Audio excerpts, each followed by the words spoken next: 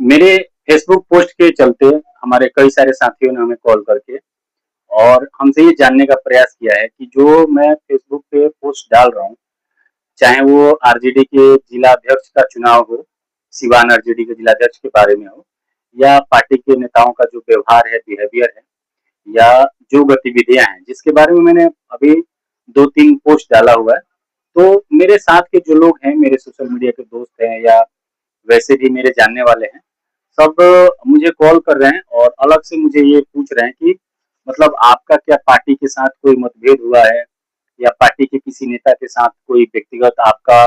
मनमुटाव हुआ है, आप इस तरीके के पोस्ट क्यों डाल रहे हैं। और ये मतलब मेरे साथ पहली बार नहीं हुआ है, इसके पहले भी कुछ पोस्ट मैंने डाला था और उसमें पार्टी की कार्यशैली पे हमारे जो नेता है आदरणीय तेजस्वी यादव जी, उनकी कार्यशैली पे जब मैंने सवाल उठाया था, तो भी मुझे लोगों ने पूछा कि मतलब इस तरीके से आप जो पोस्ट डाल रहे हैं इसका क्या अर्थ है।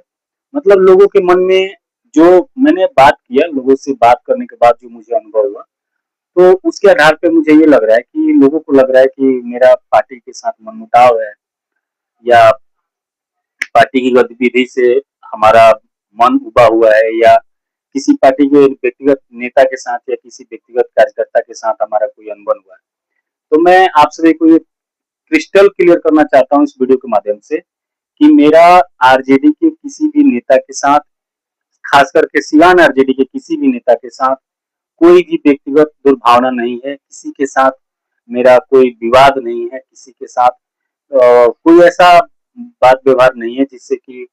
उस बात को सार्वजनिक रूप से कहना पड़े या घुमा के कहना पड़े। सारे लोगों से वैसे मैं सारे लोगों से व्यक्तिगत संबंध है और सबसे अपना दुआ सलाम है, सब बड़े भाई हैं, हम लोग छोटे हैं। सारे जितने नेता हैं हमारे नजर में कोई कार्यकर्ता नहीं है, सब लोग हमसे बड़े हैं, सभी का बराबर सम्मान है और जितने नेता हैं सिवान के आरजेडी के लोग हैं सब जानते हैं मुझे और सभी लोगों से हम लोग का बराबर उठना बैठना हाल चाल जो भी है बहुत मान सम्मान मिलता है गांव जाने पे। और जब हम लोग मिलते हैं चाहे किसी पार्टी फंक्शन में, शादी ब्याह में या राजनीतिक कार्यक्रम में, तो सबके साथ एक समान मतलब वो होता है कि बहुत अपनापन होता है।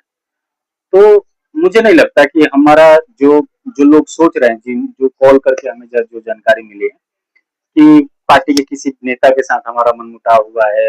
या पार्टी के किसी वर्कर के साथ हुआ है या पार्टी की पॉलिसी से हुआ है या सिवान में जो जिलाध्यक्ष का चुनाव है उसमें हमारा कोई अलग से प्रेफरेंस है, कोई हमारा ऐसा चॉइस है कि मैं ये चाहता हूँ कि इस व्यक्ति को जिलाध्यक्ष बनाया जाए, ऐसा कुछ भी नहीं है। आप सभी को बताना चाहता हूँ एक नेता मतलब हैं और जब तक वो आरजेडी में थे तब तक उनके साथ हम लोग का खूब उठना बैठना हुआ, घूमना फिरना हुआ और सबको पता है कि हमारा आदरणीय सिवान मुखिया संघ के अध्यक्ष अजय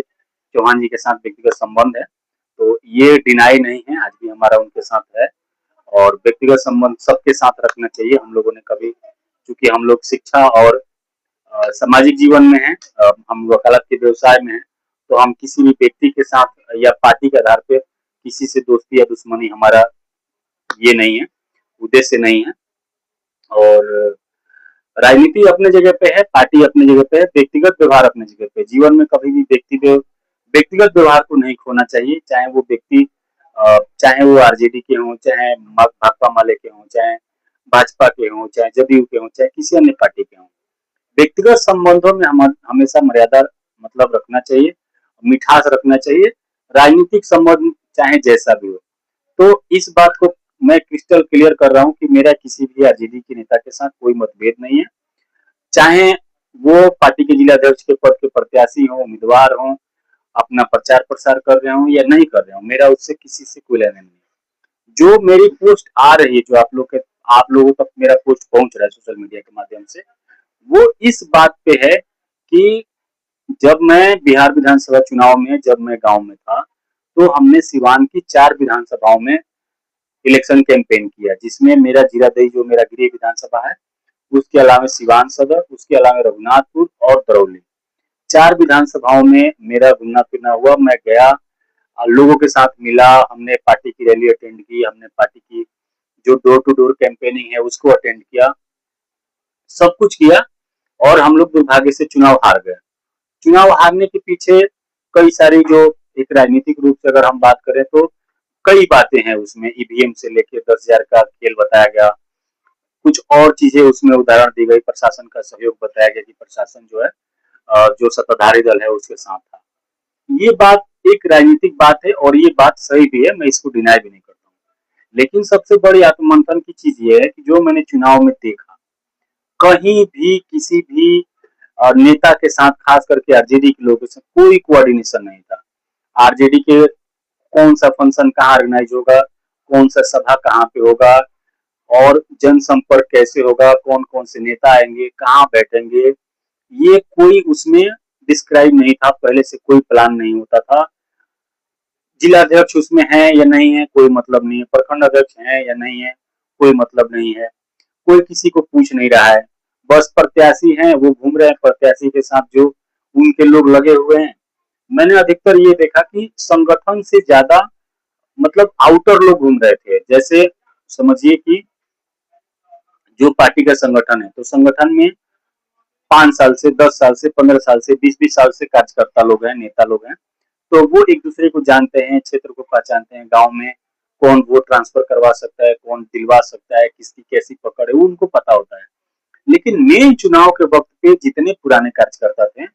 जितने पुराने नेता थे, सबने ये बात कह के डिनाई किया कि हम इस चुनाव में एक्टिव नहीं है क्योंकि हमें पूछा नहीं गया है।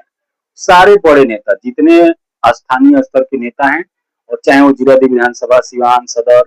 रघुनाथपुर, दरौली, जहां भी मैं गया, जितने पुराने कार्यकर्ता हैं, पुराने नेता हैं, जो एक तरीके से कदावर लोग हैं, उनसे जब बात हो रहा था तो जैसे पूछते थे कि मुखिया जी या नेताजी, भैया मतलब आप इस चुनाव में नहीं आ रहे हैं, मतलब यहाँ नहीं गए, तो बोल रहे थे हमें कौन, हम क्यों जाए, हमें किसने पूछा, हमें किसी ने बुलाया है,